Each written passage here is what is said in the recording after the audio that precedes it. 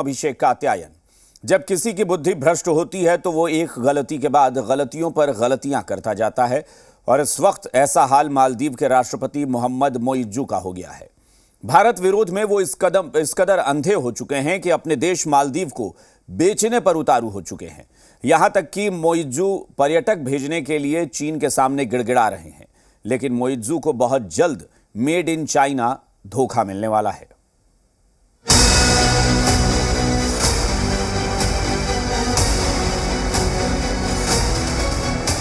भारत ने अक्ल ठिकाने लगाई, मोइज्जू चीन चीन चिल्लाए।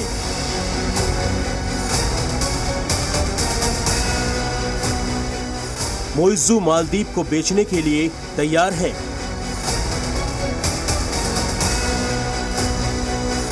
मालदीव के राष्ट्रपति मोहम्मद मोइज्जू इन दिनों चीन के दौरे पर हैं।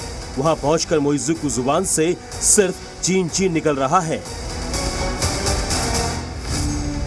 मोइज्जू चीन प्रेम में इस कदर अंधे हो चुके हैं कि वो अब अपने देश को चीन के हाथों गिरवी रखने की तैयारी कर रहे हैं। इस belt and road initiative project के जरिए चीन छोटे छोटे देशों को गुलाम बनाने की मंशा पाले हुए है। अब मोइज्जू खुद मालदीव को BRI के उस दलदल में धकेलने की तैयारी कर रहे हैं। The new vision for our central airport that I launched just few days before I arrived here and the commercial port project are key strategic initiatives of my government that are in alignment with the BRI vision of land, ocean, air and digital connectivity. The government is keen for exploring and taking partnership for these projects under the framework of Belt and Road Initiative. चीन के राष्ट्रपति Xi Jinping का project है belt and road initiative यानी BRI project. चीन इस project के जरिए एशिया और यूरोप के देशों को अपने साथ जोड़ रहा है। इसकी शर्तें ऐसी है जिससे चीन को दूसरे देश में दखल देने का अधिकार मिल जाता है। इसका इस्तेमाल चीन अपने फायदे के लिए करता है। चीन विस्तारवादी नीति में विश्वास रखता है और इसी नीति को अमल में लाने के लिए शी जिनपिंग ने बेल्ट एंड रोड इनिशिएटिव शुरू किया था। मालदीव के राष्ट्रपति मोइज्जू भारत विरोध में अपना आपा इतना खो चुके हैं कि वो चीन की गुलामी स्वीकार करने को भी तैयार हैं। ये चाइना की चाल है कि बहुत ग्रैंड प्रोजेक्ट्स दिखा दो, लुभावने से बना भी दो और फिर इतना कर्ज में डुबा दो इस देश को कि वो रिपे करना पाए और फिर मैं उस एसेट को अक्वायर कर लूं, वो मेरा अपना हो जाए, या फिर मैं उसके बदले लोन माफी के बदले मैं मालदीव से एक आइलैंड ले लूं, बोलो जी मेरा नेवी का मैं यहां बेस बनाऊंगा। पाकिस्तान भी चीन के BRI में शामिल है। पाकिस्तान न सिर्फ चीन का गुलाम बन गया है बल्कि चीन का बहुत बड़ा कर्जदार भी है। इसी तरह श्रीलंका भी चीन के BRI का हिस्सा है। वो भी चीन के जाल में फंसकर आर्थिक संकट में घिर गया है। पाकिस्तान और श्रीलंका के हालात को देखते हुए शायद पिछले दिनों इटली ने भी खुद को BRI से अलग कर लिया था, लेकिन ये सब कुछ मालदीव के राष्ट्रपति मोइज्जू को नहीं दिखेगा क्योंकि अभी उनकी आंखों में मेड इन चाइना पट्टी बंधी है। चीन की मंशा बेल्ट एंड रोड इनिशिएटिव के जरिए न सिर्फ एशिया तक अपना विस्तार करने की है बल्कि यूरोप तक भी BRI को पहुंचाने की है और चीन की इस मंशा को भारत समय रहते बहुत पहले ही समझ चुका है और यही वजह है कि भारत इस BRI से खुद को अलग ही करके आगे बढ़ रहा है। लेकिन इस दलदल को मालदीव अभी तक समझ नहीं पा रहा है क्योंकि चीन BRI के जरिए अब भारत के आसपास के देशों पर अपना इंफ्रास्ट्रक्चर मजबूत कर अपनी मजबूती को बढ़ाना चाहता है। लेकिन मालदीव अगर समय रहते चीन के इस दलदल से नहीं निकला तो कहीं आने वाले दिनों में उसके हालात श्रीलंका और पाकिस्तान जैसे ना हो जाए। ऐसा लग रहा है कि मोइज्जू को इस बात से फर्क ही नहीं पड़ता कि मालदीव पे चीन की दखल बढ़ेगी। मोइज्जू तो चीन को अपना सबसे बड़ा साझेदार करार दे रहे हैं। The fact that I'm here in China on my first state visit is testament to the commitment of His Excellency President Xi Jinping and the people of China to the Maldives. We have no doubt that China will be our closest partner in development.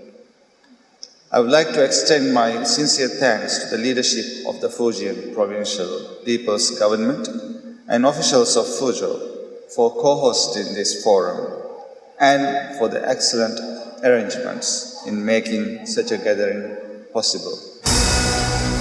Muizzu चीन का गुणगान कर रहे हैं, लेकिन चीन मालदीव के राष्ट्रपति को क्या समझता है? इसका अंदाजा इस बात से लगाइए कि उनकी मुलाकात शी जिनपिंग से 2 दिन बाद कराई गई।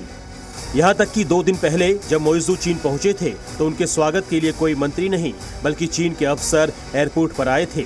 सोचिए मोइज़ू के साथ चीन में किस स्तर का व्यवहार हो रहा है, फिर भी मोइज़ू को ये सब नहीं दिखेगा। अब जब भारत और भारतीयों ने मालदीव को झटका दिया है तो अब मोइज़ू ने चीन के सामने ही हाथ फैला दिया है।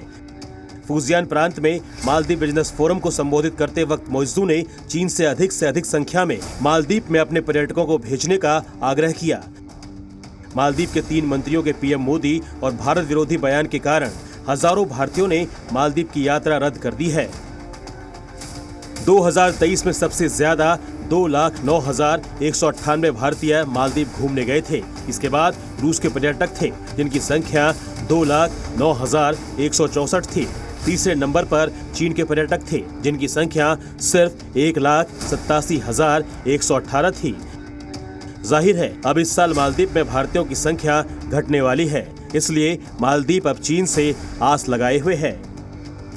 मोइज़ू के ऊपर अब ज्यादा प्रेशर आ गया है कि चाइना से टूरिस्ट ज्यादा अट्रैक्ट करे, क्योंकि भारत के तो कम हो रहे हैं। भारत के कम होंगे तो मालदीव की इकोनॉमी पे फर्क पड़ेगा। तो वो अपने जो नया उसका बेस्ट फ्रेंड बन गया है चाइना, वहां से अब वो कह रहे हैं कि आप ज्यादा टूरिस्ट भेजो। परंतु मोइज़ू एक बात ये भूल रहा है कि भारत से अगर रिश्ते खराब करके वो केवल चाइना के पाले में चला जाएगा तो उसको अपनी इंडिपेंडेंस का नुकसान होगा। भारतीय नागरिकों ने मालदीव को ऐसा झटका दिया है कि अब मालदीव को यह पता चल चुका है कि उसका पर्यटन उद्योग बुरी तरह से प्रभावित हो सकता है, क्योंकि जिस तरह से चीन प्रभावित मालदीव की मोइज़ू सरकार ने भारत विरोध में आकर बयान दिया था उनके कुछ मंत्रियों ने, उसके बाद से भारतीय नागरिकों में काफी गुस्सा देखने को मिला और अब इसका असर मालदीव के पर्यटन उद्योग पर साफ तौर से देखा जा सकता है। और यही वजह है कि मोइज़ू जब चीन के दौरे पर है तो वो अब चीन के आगे हाथ फैला रहे हैं। चीन से वो कह रहे हैं कि अपने पर्यटक मालदीव भेजें, लेकिन चीन की हालत खुद बहुत खराब है। कोरोना के बाद से चीन की अर्थव्यवस्था अभी भी उबर नहीं पा रही है, तो ऐसे हालात में चीन मालदीव की क्या ही मदद करेगा। और यही वजह है कि अब मालदीव को आने वाले दिनों में और ज्यादा नुकसान उठाना पड़ सकता है।